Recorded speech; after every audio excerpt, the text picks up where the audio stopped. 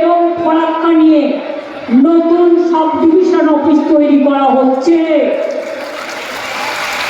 আশা করি আগামী 1 মাস 1.5 মাসের মধ্যে হয়ে যাবে।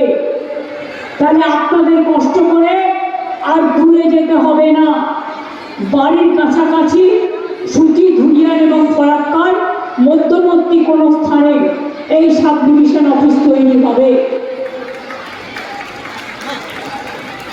আমি আপনাদের মাননীয় মুখ্যমন্ত্রী মাননীয়া মমতা বন্দ্যোপাধ্যায় এই কারণে আমাদের যে উচ্ছ্বাস,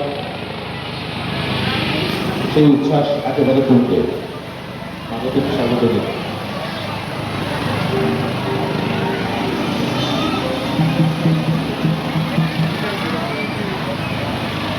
আমি ছাত্রীদের উদ্দেশ্যে অনুরোধ করবো, তোমরা কিন্তু একটু বসে পড়ো।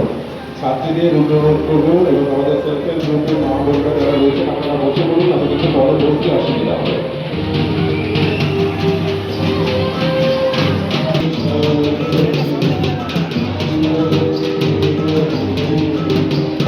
এইমাত্র অবতরণ করবেন হেলিকপ্টার থেকে এবং তিনি শুভেচ্ছা জ্ঞাপন করেছেন আমাদের জেলাবাসীর উদ্দেশ্যে।